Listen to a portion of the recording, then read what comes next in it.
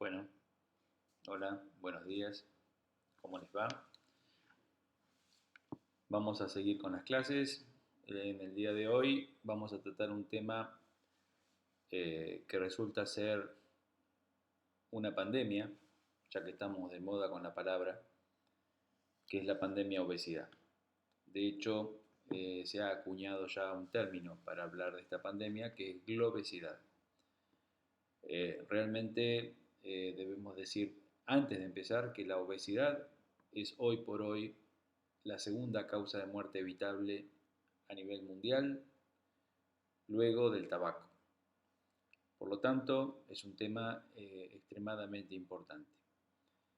No olvidemos que el 60% de la población argentina tiene un mix entre sobrepeso y obesidad. Por lo tanto, realmente es importante analizar esta enfermedad, saber sus consecuencias y, en mi caso, hablarles algo sobre la cirugía de la obesidad. Bueno, como siempre, vamos a comenzar con un caso clínico. Este caso es un caso que es muy probable que vean en forma habitual en el consultorio y cada vez más, porque lamentablemente esta enfermedad va en aumento. Y se trata de una joven que llega al consultorio consultando por su sobrepeso, con datos interesantes de su enfermedad, un peso de 120 kilos, una talla de 1,58 m, lo cual les da un IMC elevado, por encima de 40. Es obesa desde la infancia, es sedentaria, y en el examen físico aparecen datos interesantes como, por ejemplo, esas manchas oscuras en los pliegues que se denominan acantosis nigricans y que muchos pacientes confunden con suciedad. Incluso muchas madres traen a sus hijos diciendo que están sucios y que no los pueden limpiar. Bueno, no es suciedad, eso es una hiperpigmentación de la piel producto de la insulinoresistencia.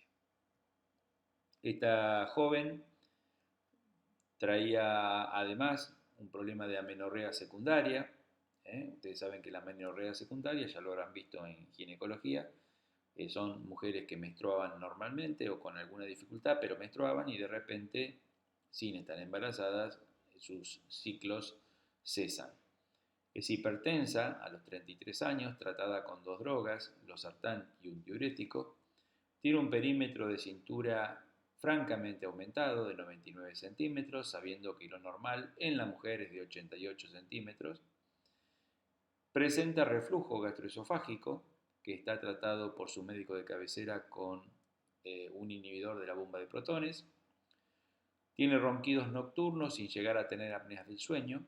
Y dentro de los antecedentes tiene 2 cirugías, una cesárea y una colecistectomía laparoscópica, y es hipertensa, ya lo habíamos dicho, y además es fumadora de 20 cigarrillos diarios. Por supuesto, ha intentado en innumerables veces tratar de bajar de peso con métodos convencionales, conservadores, como es la dieta y la actividad física, pero lamentablemente no han sido exitosos.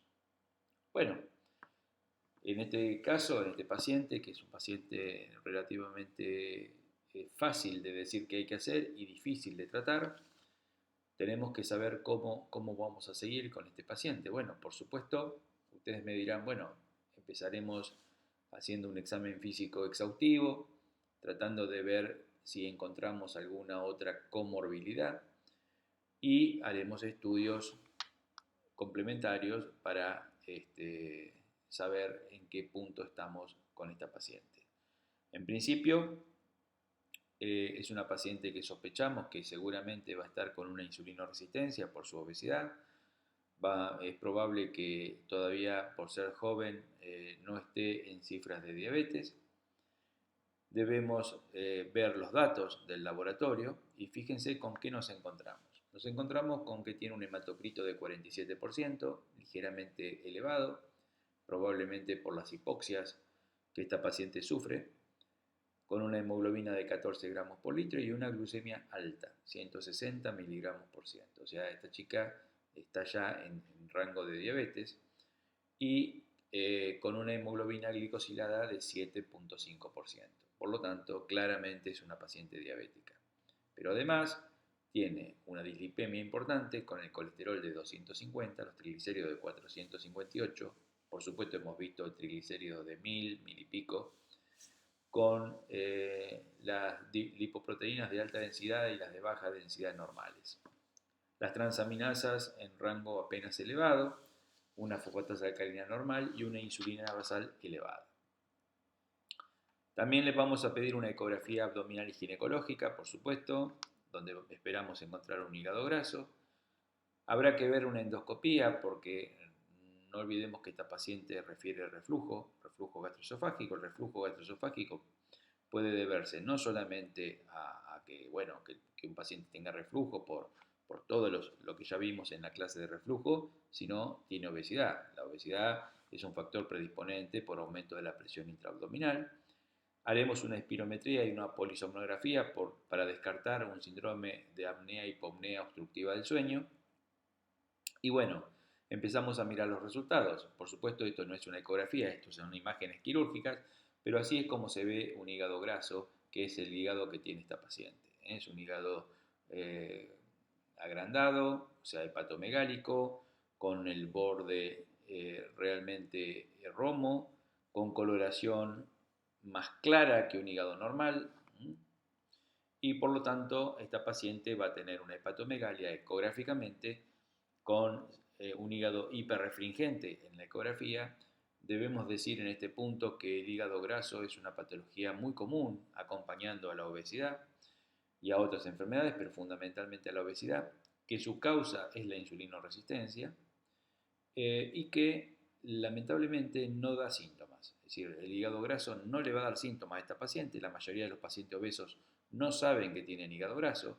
Por supuesto, para diferenciarlo del hígado graso alcohólico, el hígado graso del obeso se denomina esteatosis hepática no alcohólica, pero patológicamente es exactamente igual a la esteatosis hepática alcohólica.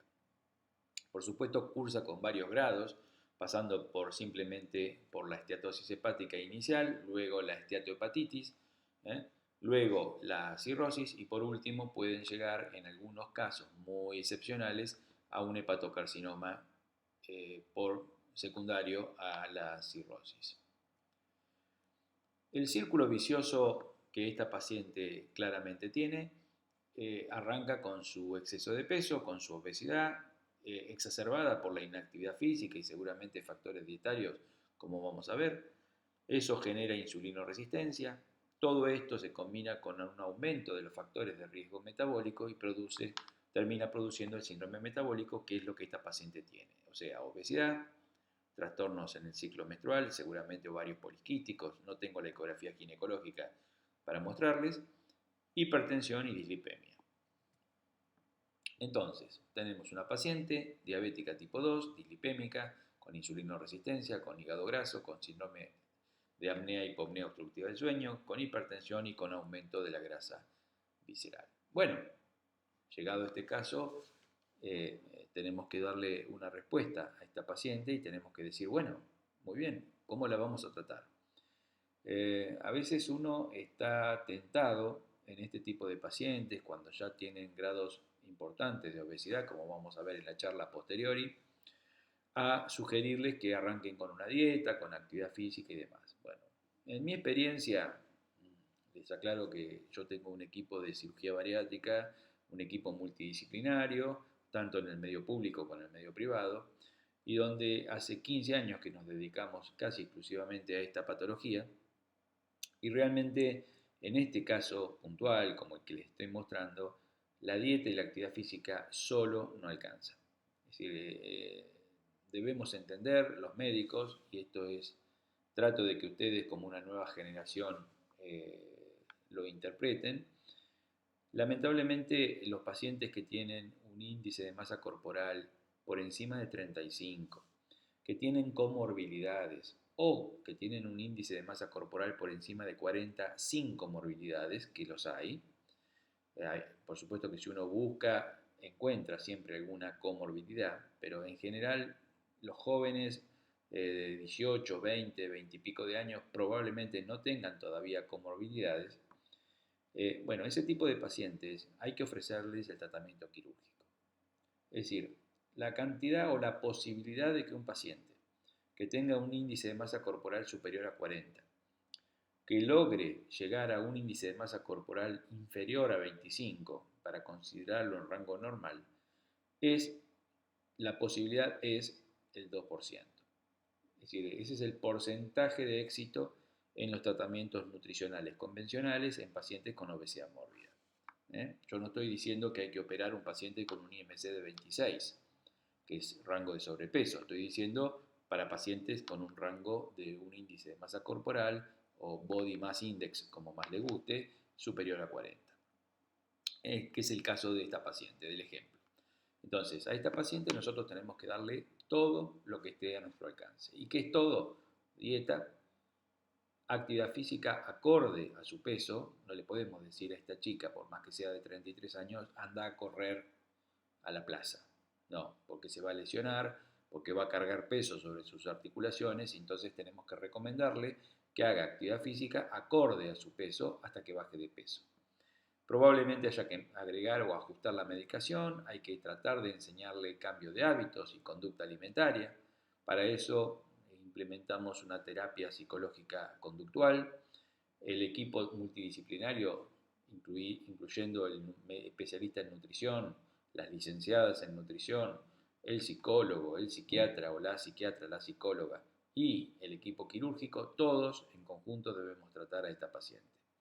Es muy probable que termine en una cirugía y sumamente necesario el seguimiento a largo plazo. Entonces, ya entrando un poco en tema, recuerden lo siguiente. Nosotros tenemos una paciente joven con mucha enfermedad metabólica, diabetes, hipertensión, dislipemia, con amenorrea, seguramente secundaria a su obesidad, y que presenta una obesidad mórbida con un síndrome metabólico importante y con altísimos factores de riesgo cardiovascular como son la diabetes, la dislipemia y la obesidad. Por supuesto, además es fumadora, entonces el tratamiento de esta paciente debe ser integral. Hay que pedirle que cese en el hábito tabáquico, hay que pedirle que empiece a hacer una dieta para tratar de bajar de peso, aunque sea un 5 o un 10% de su peso actual, para poder operarse con tranquilidad y, por supuesto, programarle una cirugía cuando psicológicamente y nutricionalmente esté apta. Desde el punto de vista de las definiciones, vamos a aclarar algunos conceptos que ustedes ya, por supuesto, seguramente saben. Obesidad simplemente es un aumento del tejido adiposo que causa un aumento del peso corporal. Eso es la definición clásica de obesidad. En general tenemos que buscar algún método para cuantificar esa obesidad y lamentablemente contamos con un método que no es el mejor, que es el índice de masa corporal, pero es un método que se ha extendido a nivel mundial. El índice de masa corporal es un número que resulta de un cociente entre el peso en kilos del paciente dividido el cuadrado de la talla en metros. Entonces, si la paciente pesa 120 kilos y mide 1,58 m, vamos a dividir 120 dividido 1,58 al cuadrado. Eso nos va a dar un número y de acuerdo a ese número nosotros podemos catalogar en qué grado de obesidad se encuentra este paciente. Con respecto al síndrome metabólico, el síndrome metabólico es una serie de desórdenes o anormalidades que son metabólicas que son secundarias a la obesidad. Entonces, la importancia que radica el síndrome metabólico son los factores de riesgo cardiovascular y los riesgos de desarrollar diabetes que esta paciente ya la tiene. Con respecto a los resultados del IMC, cuando lo hacemos en nuestro paciente en consultorio, podemos tener estos valores, pero claramente nosotros nos vamos a dedicar a la atención de los grados por lo menos 2, 3 y superiores. Es decir, pacientes con más de 35 de índice de masa corporal. Ahora bien, este cuadro se lo vi a un especialista diabetólogo del Hospital Clínic de Barcelona y me pareció sumamente interesante. Esto es un cuadro hecho por la Sociedad de Obesidad a nivel mundial. Esto hecho en el 2015 y si bien parece un poco complejo, es muy sencillo y les recomiendo que después lo miren con detenimiento. A la izquierda de la pantalla tenemos todos los factores que dependen de la persona y a la derecha los factores que no dependen de la persona. Esto es, digamos, qué cosas contribuyen a que una persona sea obesa. Tenemos en un escalón superior los que dependen solamente de la dieta, aumentada en este caso. En un escalón inferior los que disminuyen el gasto de esa persona. Ustedes saben que la obesidad es una relación entre el consumo y el gasto. Si yo consumo 10 y gasto 10, me mantengo en un peso estable. Si yo consumo 20 y gasto 10, claramente voy a engordar. Y en el medio tenemos factores que dependen de la ingesta y del gasto. Luego, en distintos colores, tenemos las causas. Por ejemplo, en este tono más violeta claro, son causas que dependen de la biología del paciente y de cuestiones médicas. En el color azul, un azul medio verdoso, causas psicológicas. Y en el amarillo, causas que dependen de la genética. Y así vamos viendo las distintas causas. Ahora bien, en la próxima diapositiva yo les voy a señalar solamente lo que nosotros podemos modificar con la cirugía. Fíjense, son muy pocas, son muy pocas. Es decir, nosotros podemos regular la ingesta, claramente, del paciente, ¿sí? Podemos regular de alguna manera la ingesta de bebidas hipercalóricas, por supuesto. Podemos regular el gasto ayudándolo con la actividad física y podemos de alguna manera ayudarlo con el tratamiento psicológico. Pero claramente no podemos hacer nada en lo genético, ¿eh? Y tampoco podemos hacer nada con el medio social que rodea al paciente, o sea, conflictos familiares, las redes sociales, relaciones románticas, etcétera. Nosotros ahí no podemos hacer nada. Por lo tanto, es muy poco lo que podemos hacer con la cirugía bariátrica. Si bien funciona y si bien tenemos resultados espectaculares, es muy importante que nosotros profundicemos el tratamiento nutricional, psicológico y quirúrgico en estos pacientes y hagamos un acompañamiento, por supuesto, dependiendo de la adherencia que el paciente tenga al tratamiento a lo largo de toda su vida, porque por definición la obesidad es una enfermedad crónica, o sea que es para toda la vida e incurable. Entonces nosotros le tenemos que aclarar al paciente que lo que estamos haciendo es darle una herramienta para que ese paciente con la cirugía, una herramienta para que el paciente pueda durante el resto de su vida tener un control nutricional. Pero si el paciente no cambia hábitos, no pasa de un hábito sedentario a uno no sedentario, si no mejora su entorno, si la familia no comprende que el paciente es un enfermo y que debemos tratarlo como un enfermo, realmente es muy difícil lograr el tratamiento de esta enfermedad y por supuesto terminamos viendo en pacientes que a lo mejor han bajado 30 o 40 kilos con la cirugía una reganancia en muchos de ellos. Ustedes saben que la obesidad está asociada a innumerables enfermedades, siendo las más importantes la diabetes tipo 2 y algunos tumores, como por ejemplo el cáncer de endometrio en las mujeres, también enfermedades como hipertensión, enfermedades como cáncer de mama, cáncer de colon, problemas osteoarticulares, enfermedades de la vesícula, por ejemplo litiasis vesicular, etc. Entonces, le voy a mostrar ahora, como para seguir en el tema, la morbilidad de la obesidad.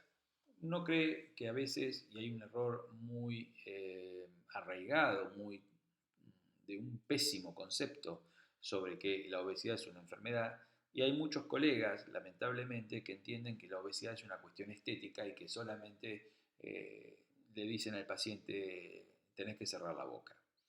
Bueno, eso es un error y eso es un desconocimiento absoluto de qué se trata esta enfermedad. Como les mostré en el cuadro anterior, la obesidad no es solamente porque el paciente come, hay una genética, hay un entorno cultural, familiar, costumbres, hábitos que nosotros podemos modificar. Lamentablemente, los pacientes que tienen un grado de obesidad, y por supuesto cuanto más severa la obesidad, peor es la enfermedad, se arriesgan a tener enfermedades de estas naturalezas, como problemas cardiovasculares. No vamos a leer toda la lista, pero por supuesto lo más importante es lo que mencioné ya anteriormente, como es la hipertensión arterial, que prácticamente entre el 50 y el 60% de nuestros pacientes son hipertensos. Hay problemas relacionados con la dislipemia, fundamentalmente la arteriosclerosis, fundamentalmente no solamente la arteriosclerosis de los vasos periféricos, sino a nivel coronario, a nivel cerebral, a nivel renal. La diabetes tipo 2, que realmente es una asociación bastante frecuente, alteraciones metabólicas de todo tipo, ya las hemos mencionado, problemas respiratorios debido a una dificultad en la movilidad de su pared torácica por el excesivo peso de esta misma pared. Además, no olvidemos que los pacientes tienen una hipertensión abdominal con elevación del diafragma, por lo tanto la excursión de las bases diafragmáticas está disminuida y estos pacientes tienen hipoxia, por eso tienen hipopneas nocturnas y apneas del sueño. El exceso de peso cargando sobre las rodillas, caderas y pies produce pie plano,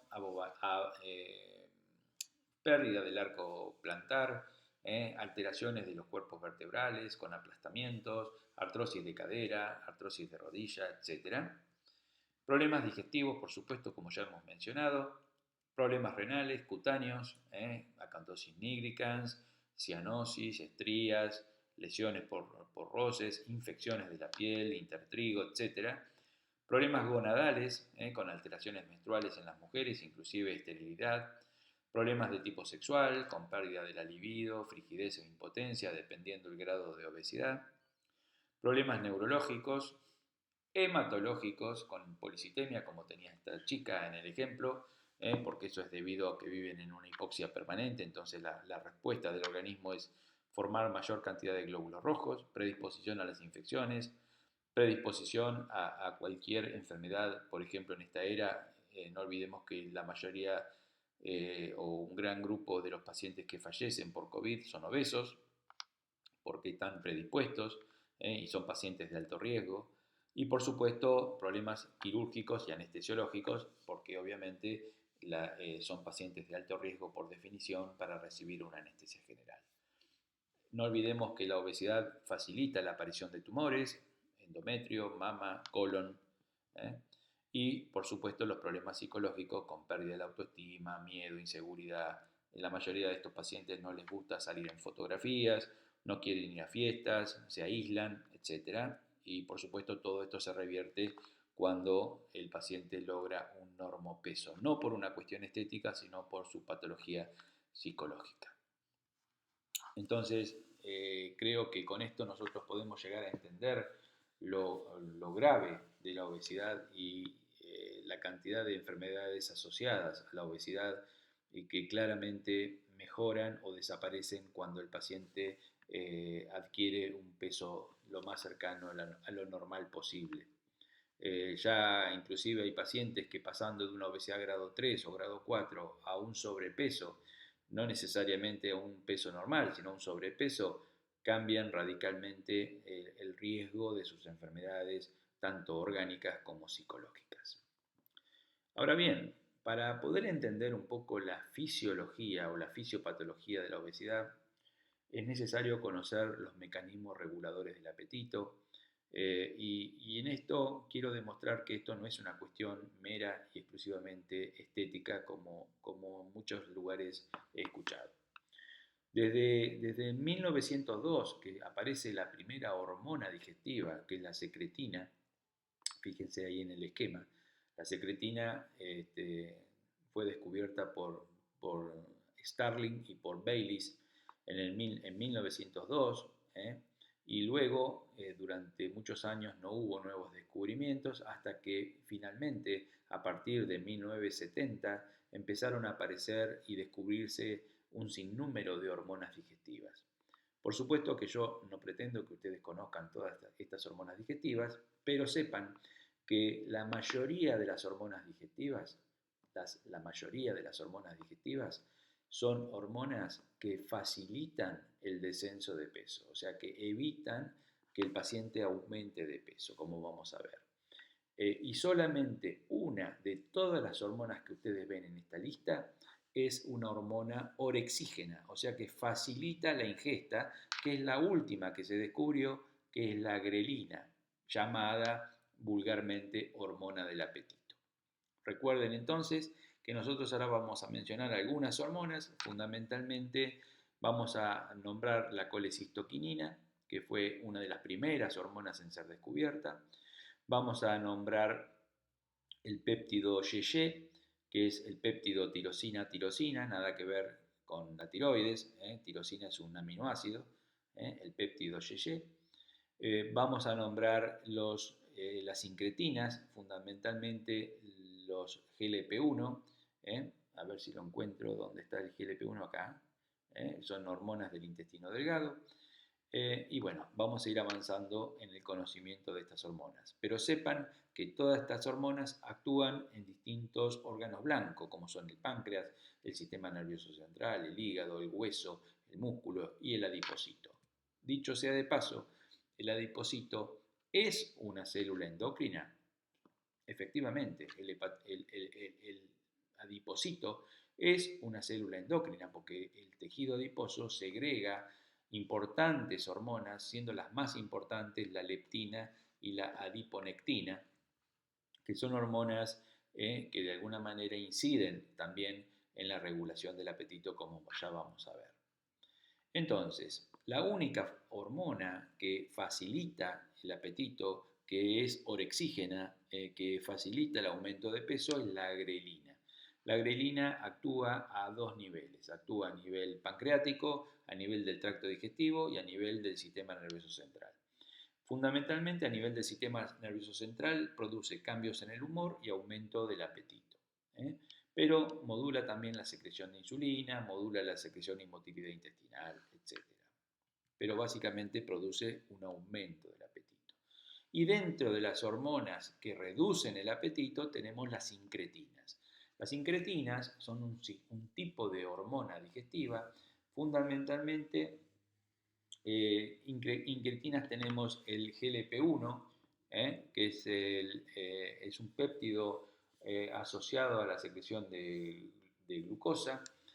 Y también tenemos otra incretina que es el péptido inhibidor gástrico, mal llamado péptido inhibidor gástrico. Antiguamente se llamaba péptido inhibidor gástrico, el GIP. Actualmente se lo conoce como polipéptido insulinotrópico. Polipéptido insulinotrópico, o sea, un polipéptido segregado por el intestino que facilita la liberación y la secreción de insulina, igual que el GLP-1. Básicamente, para hacérselo fácil, las incretinas son hormonas digestivas que facilitan la secreción de insulina, es decir, promueven una mayor síntesis y secreción de insulina. Así que ahí tenemos el GLP-1. Lamentablemente el GLP-1 como hormona digestiva tiene un efecto, un promedio de acción muy corto, de entre 2 y 3 minutos nada más. Por eso en el tratamiento de la obesidad se usan análogos del GLP-1, que son sustancias sintéticas como la liraglutida, que no sé si la han escuchado. La liraglutida se utiliza en el tratamiento de la diabetes, asociado a metformina o asociado a otras medicaciones o a insulina misma, como un análogo del GLP-1, que es una incretina que lo que hace es mejorar la secreción insulínica del páncreas. Pero también retardan el vaciado gástrico, producen distensión abdominal, disminuyen la gluconeogénesis, etcétera, etcétera. También está el péptido insulinotrópico dependiente de glucosa, mal llamado péptido inhibidor gástrico o antiguamente llamado péptido inhibidor gástrico, que básicamente es una incretina que hace exactamente lo mismo que el GLP-1, con alguna acción sobre el tejido óseo, como única diferencia, pero después aumenta la liberación de insulina, disminuye la bien digo, la gluconeogénesis disminuye el vaciado gástrico o enlentece el vaciado gástrico, con lo cual, además de producir una mejor secreción de insulina, producen saciedad. De hecho, tenemos una serie de hormonas, como vemos acá, la insulina, que es una hormona pancreática, la adiponectina y la leptina, que son hormonas segregadas por el tejido adiposo, la grelina, que se segrega en el fundus gástrico, en el techo gástrico, la colecistoquinina, que es una hormona que se libera a nivel duodenal, la oxintomodulina, que también se libera en el intestino delgado, el péptido Y y el polipéptido pancreático, que no se los mencioné. Todas estas hormonas son en general, salvo la grelina, hormonas que son anorexígenas, o sea, disminuyen el apetito, mejoran la saciedad y actúan a nivel central o son a través de mediadores actuando sobre el sistema nervioso autónomo a través del vago. Todo esto hace que haya un control periférico y central, por supuesto, del apetito. Cuando nosotros realizamos una cirugía bariátrica, además de crear una alteración anatómica en el paciente, porque claramente cortamos el estómago, lo achicamos, o también anastomosamos el estómago a una porción del intestino delgado lejana a lo que debería ser lo normal, por ejemplo, a 1 metro, 1,5 metros, a 2 metros del ángulo de Treitz, haciendo un bypass de los primer metros o de los primeros 2 metros, dependiendo de la técnica que hagamos del yeyuno. Entonces, con esa alteración anatómica que nosotros creamos, estamos de alguna manera facilitando la secreción de algunas hormonas. Ya en 5 minutos les explico eso. Pero fíjense lo siguiente, cuando nosotros hacemos una cirugía bariátrica, además de alterar la anatomía, alteramos o hacemos o provocamos cambios en la secreción de hormonas intestinales. Por eso es muy importante que ustedes conozcan la fisiología de las hormonas intestinales, por lo menos de algunas. Las más importantes, el GLP-1, el péptido tirosina-tirosina, el polipéptido pancreático, la colecistoquinina y la grelina. Esas serían los más importantes. Pero básicamente acá les voy a mostrar dos. El GLP-1 y el péptido YY o péptido tirosina-tirosina. El GLP-1, fíjense, mejora la diabetes porque aumenta la secreción de insulina. ¿Sí? Puede mejorar la psoriasis. Disminuye el apetito porque aumenta la saciedad. Disminuye la secreción de grelina. Disminuye la esteatosis hepática no alcohólica y disminuye la presión. Fíjense qué importante, todo lo que hace. Mientras que el péptido YY o el polipéptido tirosina-tirosina no solamente altera la secreción biliar y la microbiota, que es muy importante entender también la microbiota, sino que además produce también muchos de los efectos del GLP-1, es decir, produce saciedad precoz, disminuye la esteatosis hepática, mejora la secreción insulínica. En conjunto con la disminución del peso y de los factores de riesgo, nuestros pacientes se verán beneficiados porque van a tener menor riesgo de ACV, menor osteoartrosis, menor posibilidad de hipercolesterolemia y de cálculos biliares, menor apneas obstructivas del sueño y menor reflujo. Es decir, en síntesis, muchos de los efectos deleterios de la obesidad los mejoramos con el descenso de peso. Entonces, si nosotros analizamos un cuadro de cómo tratamos la obesidad en el adulto, vamos a ver que, por supuesto, es una pirámide. Vamos siempre de lo más básico a lo más sofisticado. Lo más básico es modificar el estilo de vida del paciente. Eso hay que decírselo a todos los pacientes. Si yo a un paciente con obesidad mórbida le digo, bueno, mire, yo lo voy a operar y usted después de operado va a hacer lo que quiera. Por supuesto, voy a ir al fracaso. Si el paciente no acompaña la cirugía con cambios en su estilo de vida, fundamentalmente en dos situaciones, una dieta saludable y actividad física. Esas son las dos cosas que el paciente tiene que mejorar en lo que llamamos la modificación del estilo de vida. Por supuesto, si el paciente no puede con eso solo modificar o mejorar su obesidad, podemos pasar al segundo escalón, que es la farmacoterapia. Lamentablemente no hay muchos medicamentos para la obesidad. La liraglutida, que es un análogo del GLP-1, ha demostrado producir saciedad precoz y un descenso de entre un 10 y un 15% de peso. Hay otros fármacos en estudio, como el bupropion, que también se utiliza para la cesación tabáquica, etc. Pero en realidad no hay mucha farmacología hoy por hoy en obesidad. Y el último escalón es la cirugía, que ya nos vamos a acercar a ella. De una manera más esquemática, si nosotros tenemos un paciente con un BMI normal, o sea, entre 18,5 y 24,9, claramente nosotros no vamos a hacer absolutamente nada. Pero si el paciente ya está en rango de sobrepeso, ahí es donde empezamos a actuar con el tratamiento. Por supuesto, en este caso, el tratamiento solamente va a ser dieta y cambios en su estilo de vida, y podemos, si hay comorbilidades, actuar con la farmacoterapia. A medida que aumenta de peso el paciente, claramente a partir del 35 ya le agregamos como tratamiento la cirugía en ambos casos. En pacientes de 35 en adelante ya agregamos el tratamiento quirúrgico. El tratamiento quirúrgico, por supuesto, va a hacer que el paciente baje un porcentaje de su exceso de peso muy importante, pero se ha demostrado en pacientes que no se operan y que solamente hacen un tratamiento, podríamos decir, convencional o conservador, dieta y actividad física, que con bajar entre el 5 y el 10% de su exceso de peso ya mejoran en forma muy importante la mayoría de las comorbilidades. O sea, si yo tengo un paciente con obesidad y no se quiere operar, por lo menos le voy a sugerir que baje un 10% de su exceso de peso, con dieta, con actividad física, con tratamientos invasivos pero no quirúrgicos, como puede ser los tratamientos endoscópicos, que están muy en boga hoy en día, que todavía no han demostrado la eficacia de la cirugía, pero van en camino a demostrar la eficacia.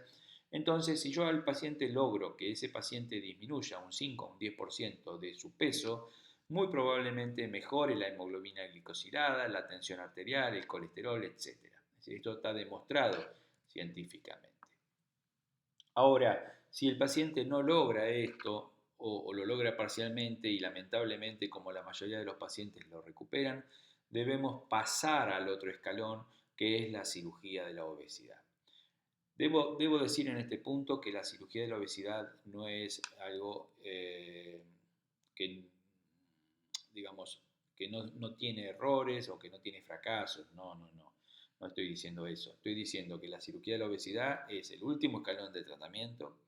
Es un tratamiento que realmente funciona cuando el paciente además acompaña y tiene adherencia, lo que llamamos adherencia al tratamiento, cuando hay un equipo multidisciplinario atrás del paciente conteniéndolo, cuando hay una familia que ayuda, etc. O sea, se tienen que reunir muchas condiciones para que la cirugía bariátrica sea realmente efectiva en el tiempo, porque si no, el paciente va a andar bien un año y medio, 2, y luego lamentablemente va a reganar peso de a poco. De todas maneras, hay estudios que han investigado a pacientes 10 años después de una cirugía bariátrica y que son pacientes que a lo mejor recuperaron un 30, un 40, un 50% del peso perdido y que aún con un descenso de peso del 15%, del 20%, mantienen la efectividad metabólica de la cirugía bariátrica. ¿Qué quiero decir? Si bien han recuperado peso, no han recuperado su diabetes, no han recuperado su dislipemia. O sea que claramente, aunque sea con un 15, un 20% de descenso de peso, la diabetes, la dislipemia, la apnea del sueño encuentran una solución, lo cual, bueno, es un aliciente. Yendo puntualmente a la cirugía bariátrica, yo quiero explicarles básicamente de qué se trata esto, quién se debe operar y qué técnicas existen. Antes, una mención especial a un subgrupo de pacientes que se operan, que son los pacientes que decimos que son los pacientes metabólicos. ¿A qué le decimos paciente metabólico? Básicamente a los diabéticos. porque existe un grupo, un subgrupo de pacientes que a lo mejor no están en rango de cirugía de la obesidad, es decir, no están en rango con un IMC superior a 35, que están en un rango de obesidad grado 1, es decir, entre 30 y 35, pero esos pacientes son diabéticos, no responden al tratamiento convencional, con medicación, con actividad física, con dieta, que lamentablemente manejan muy mal su glucemia, ya sea porque o no hacen el tratamiento o porque realmente no les da resultado. Bueno, ese subgrupo de pacientes son pasibles del tratamiento quirúrgico de la diabetes. En estos pacientes, la cirugía que se les hace, que es un bypass, igual a la cirugía bariátrica, pero con el fin de mejorar la parte metabólica. Por eso a este subgrupo de pacientes que se terminan operando porque no responden a las medidas convencionales, se dice que se les hace una cirugía metabólica. Son pacientes jóvenes en general, con IMC de 30 a 35, diabéticos, dislipémicos, y el objetivo es básicamente remitir la diabetes y evitar la enfermedad cardiovascular. Esa sería la idea en este subgrupo de pacientes. La cirugía bariátrica es cualquier tipo de operación que se hace con el fin de que el paciente baje de peso y no lo regane. Lamentablemente, la población mundial está camino a ser cada vez más obesa o cada vez más sobrepeso. Fíjense en este gráfico, que es bastante difícil de entender y de leer fundamentalmente, los distintos países del mundo, el grado o el porcentaje de pacientes con un rango superior a un IMC de 30, o sea, obesos, que tienen. Por supuesto, a la cabeza, con 30% de obesos, está Estados Unidos, y nosotros estamos más o menos en la mitad como España. Nosotros tenemos de obesidad entre un 12 y un 13% aproximadamente, estamos acá en el medio. Los países del sudeste asiático, los asiáticos en general, son los menos obesos, pero los países del occidente, la mayoría tienen un grado importante de obesidad, estando a la cabeza Estados Unidos. Si a esto le agregamos la cantidad de pacientes con sobrepeso, Estados Unidos supera ampliamente el 60%. Cuando nosotros llegamos a la conclusión de que nuestro paciente se tiene que operar, hay una serie de normas establecidas por la Organización Mundial de la Salud que de alguna manera fijan los límites a quienes podemos operar. Lamentablemente en nuestro país la cirugía en adolescentes todavía no está avalada por el Ministerio de Salud. Hay que hacerla con criterio experimental, con protocolos y avalada por el Comité de Ética de cada institución. Así que prácticamente son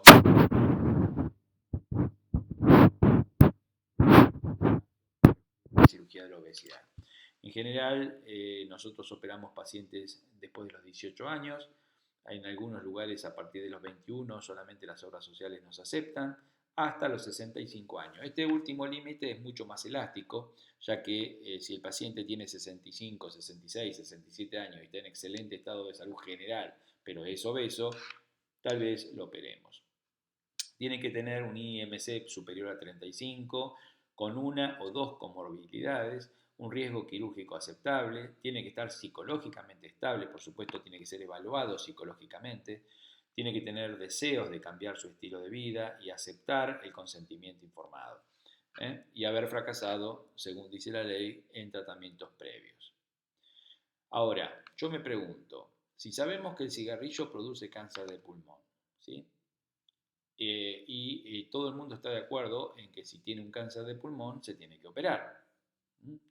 ¿Por qué no ocurre lo mismo con los obesos mórbidos? O sea, si sabemos que la sobrealimentación y el estilo de vida sedentario producen la enfermedad de obesidad, que te va a matar, no como un cáncer de pulmón ni tan rápido, pero a la larga te va a matar y va a generar un gasto excesivo en el sistema de salud, ¿por qué nosotros exigimos un cambio en el estilo de vida como único tratamiento y enfatizamos ese tratamiento y reducimos a una mínima expresión el tratamiento quirúrgico? Yo creo que todo debe hacerse en estos pacientes. Entonces, cuando vamos a operar es importante entender a quién no vamos a operar: pacientes alcohólicos, pacientes con adicciones, pacientes psiquiátricos, pacientes con alto riesgo quirúrgico, debemos evaluarlos muy bien. Y debemos operar a nuestros pacientes obesos mórbidos porque claramente tienen disminuida su expectativa de vida y su calidad de vida. Es decir, si yo les muestro o ustedes pudieran ver una paciente de 30, 34, 35 años, digo una paciente y no un paciente porque el 80% de nuestras consultas son mujeres, ustedes saben que la obesidad, la repartija de la obesidad más o menos es un 60% en las mujeres, un 40% en los varones. Eh, o sea, del 100% de obesos, 60 son mujeres y 40 varones. Nosotros tenemos un porcentaje muy superior a eso en cuanto a los pacientes que se operan. También influye que la mujer es mucho más decidida a someterse a un tratamiento quirúrgico porque, bueno, porque a lo mejor son más valientes que los varones o porque toman decisiones mucho más prácticas que los varones en algunas circunstancias, como sobre todo se refiere a la salud, no lo sé. Pero bueno, ¿por qué debemos operar a los pacientes? ¿Por qué debemos insistir que se operen? Porque un paciente de 35 años obeso tiene 12 veces aumentada su mortalidad comparada con pacientes del mismo grupo etario, que no sean obesos. ¿eh? Lamentablemente los pacientes obesos que hacen dieta antes de los 2 años van a recuperar su peso el 70% y antes de los 5 el 98%. O sea, claramente la dieta, por supuesto que sirve, pero la dieta sola en obesidad mórbida tiene un alto índice de reganancia de peso. Y la cirugía bariátrica puede a estos pacientes hacerlos bajar de peso y hacerlos mantener el peso siempre y cuando sigan las indicaciones. No los voy a aburrir con trabajos, hay muchísimos trabajos desde principios del 2000 con trabajos muy serios sobre los beneficios de la cirugía bariátrica. ¿Qué pasa con la mortalidad después de un bypass gástrico, por ejemplo? Acá claramente está demostrado en amarillo o en ocre los pacientes operados y en azul y celeste los no operados, claramente cómo mueren antes los pacientes no operados, los obesos no operados. Y este es un trabajo emblemático que le aconsejo que lo busquen y lo lean. Es un trabajo que se hizo randomizado, doble ciego, con 150 pacientes, a los cuales se le ofreció a un grupo tratamiento intensivo de la diabetes y a otro grupo la cirugía más el tratamiento, y claramente el resultado fue un excelente resultado en pacientes que hicieron el tratamiento médico de la diabetes más la cirugía en contra de los que hicieron el tratamiento médico solamente. Con respecto a qué técnicas quirúrgicas existen, por supuesto yo no pretendo que las aprendan ni nada por el estilo, simplemente como cultura general, miren la cantidad de técnicas que existen hoy en día para la cirugía bariátrica. Nosotros en la Argentina, el 99% de los cirujanos hacemos estas tres, que son las tres que también se hacen mayoritariamente en el mundo. La gastrectomía en manga, en donde el estómago queda transformado en un pequeño tubo y el resto del intestino en su lugar normal. ¿Sí? Por supuesto, en estos pacientes producimos un aumento del GLP-1 y del péptido tirosina-tirosina y disminuimos en forma importante la grelina. El bypass gástrico, que claramente produce un gran aumento del GLP-1 y del péptido tirosina-tirosina con una disminución de las antiincretinas. Lo mismo que el mini gastric bypass, que también produce una disminución importante de la grelina, igual que el bypass, aunque no esté dibujado ahí, también el bypass produce una disminución de la grelina. Esto que les muestro es anecdótico, es el famoso cinturón gástrico, la banda gástrica ajustable, una cirugía que se popularizó fundamentalmente en la década del 90, porque era una cirugía sencilla, fácil, pero dio muy malos resultados. Se colocaba un anillo de silicona, como ven acá, a nivel de la parte alta del estómago, produciendo un pequeño reservorio encima, y entonces el paciente tenía saciedad precoz. La mayoría de los pacientes a los que le hice esta cirugía se la tuve que sacar, porque hoy en día está en desuso porque ha demostrado muy malos resultados a largo plazo. Con respecto a las cirugías que hacemos hoy en día, la más no efectiva, sino la más hecha, la más fácil, la que requiere una curva de aprendizaje mucho más corta, es la manga gástrica. La manga gástrica consiste en crear un estómago pequeño, cortando a lo largo el estómago y resecando la mitad izquierda del estómago, fundamentalmente donde está el fundus y la curvatura mayor. Recuerden que en el fundus es donde se fabrica la hormona del apetito, que es la grelina. Así que esta cirugía reduce en forma amplia la grelina y solamente produce saciedad precoz. Recuerden que cirugías bariátricas hay de dos tipos, o tres, mejor dicho, las que producen saciedad y producen un efecto restrictivo, o sea, restringen la cantidad de alimento que puedo comer, como es la manga gástrica. Acá les voy a mostrar un mini videíto de la manga gástrica. Básicamente se hacen por laparoscopía, y una vez en el abdomen nosotros vamos a trabajar sobre el estómago. El estómago, recuerden que tiene aproximadamente una capacidad de 1500 centímetros cúbicos y nosotros lo vamos a transformar en un tubito de 150 centímetros cúbicos. O sea, reducimos 10 veces el tamaño gástrico haciéndole una sección longitudinal con suturas mecánicas. Entonces, de esta manera, el paciente conserva el estómago en su lugar con un tamaño reducido, y no se altera para nada el tránsito intestinal. La ventaja es que produce una muy buena calidad de vida esta cirugía. Tiene desventajas, en algunos pacientes puede producir reflujo gastroesofágico, que a veces es bastante difícil de tratar. Cuando se complica esta cirugía tiene complicaciones graves, y hemos visto en este último tiempo un poco de reganancia de peso con esta operación, porque claramente los pacientes aprenden a alimentarse, aprenden a leer las señales que produce la cirugía en cuanto a la saciedad y de alguna manera boicotean ellos mismos la cirugía. La cirugía por excelencia, el gold estándar por excelencia, aunque lamentablemente cada vez se hace menos, en nuestro medio más o menos el 40% de la cirugía es un bypass y el 60% es una manga, es el bypass gástrico. El bypass gástrico es una operación mixta, es decir, la otra era restrictiva, esta es mixta, esta es restrictiva y disabsortiva, ¿no? Ya no hablamos más de malabsortivo, como dice ahí en la diapositiva, hablamos de disabsortivo. ¿Qué quiere decir disabsortivo? Bueno, recuerden que en el bypass el paciente saltea una gran parte de su intestino, y esa salteada del alimento es la que de alguna manera hace que el paciente no absorba ciertos nutrientes. Miren, tiene un pequeño pouch gástrico, ¿sí? El alimento llega acá, esto está unido a esta asa de intestino desfuncionalizada. A través, la unión es un orificio de 1,5 centímetros aproximadamente. Entonces, este pouch actúa como un pequeño reservorio que restringe de alguna manera la cantidad de alimento que puede comer. Por eso tiene un componente restrictivo. Y luego, el hecho de que el alimento saltee el primer metro de intestino delgado, que es donde se absorben muchos alimentos, fundamentalmente las grasas, hace que esta sea una cirugía disabsortiva.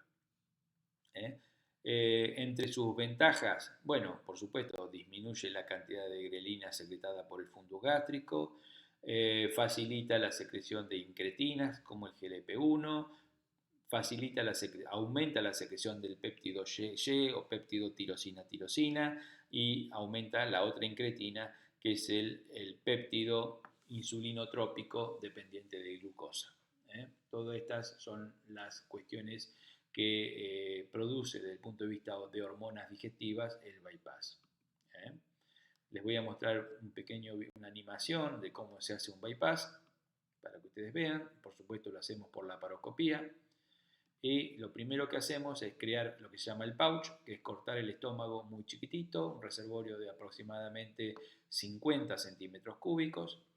Luego vamos a 1 metro del ángulo de Treitz, cortamos el intestino delgado y unimos el asa distal al pouch y el asa proximal al asa distal. Entonces nos queda un asa que llamamos alimentaria, que es por donde viene la comida, y un asa biliar, que es por donde viene el jugo gástrico, el jugo biliar y el jugo pancreático.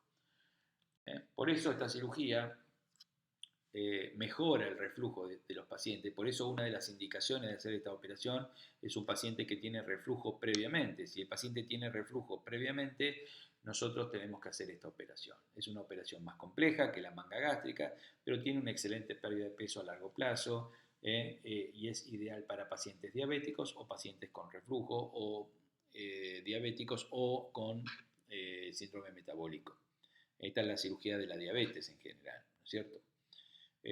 Son técnicas más complejas, requiere una curva de aprendizaje muy prolongada y debo decir que estos pacientes requieren suplemento nutricional de por vida. La última técnica, la más moderna en la Argentina, la última que apareció en la Argentina, es el bypass gástrico de una anastomosis. Es decir, en este caso se hace un pouch más largo, de aproximadamente 20 centímetros, y sin cortar el intestino se lo une directamente a ese pouch. La diferencia es que el intestino que se saltea es aproximadamente el 60% del total. O sea, si yo tengo un intestino de 5 metros, los primeros 3 metros los salteo, con lo cual esta técnica tiene una función claramente disabsortiva y ha reportado muy buenos resultados en diabetes, fundamentalmente, y como descenso de peso. Bien, en resumen, podemos decir lo siguiente: la gastrectomía tubular es una cirugía, todas fíjense que tienen una mortalidad muy baja, menos del 1%, pero tienen una morbilidad que va del 5 al 10%. ¿eh? Es decir, son cirugías hechas en pacientes de alto riesgo, en pacientes difíciles para operar. El obeso no lo quiere operar nadie, realmente. Después de la cirugía los pacientes tienen un plan de alimentación progresivo, los primeros 20 días de líquido, luego papillas, luego empiezan a masticar. Y bueno, realmente nosotros tenemos resultados muy espectaculares. Fíjense, gente joven, a 6 meses de operada, ya están con 40 kilos menos. Pacientes un poquito más grandes, más de 40 años, a 8 meses. Chicos muy jóvenes, 18 años. Este paciente pesaba 150 kilos y tiene un bypass gástrico. Fíjense que es un chico ahora de aspecto totalmente normal. Ni hablar de este caso, que este es un paciente joven, se operó a los 22 años, policía, fíjense, 120, 130 kilos antes de operarse. Pacientes, bueno, de todas las edades, mujeres en plenitud, fíjense, bueno, y así les puedo llegar a seguir mostrando más de 2.000 casos que tenemos documentados.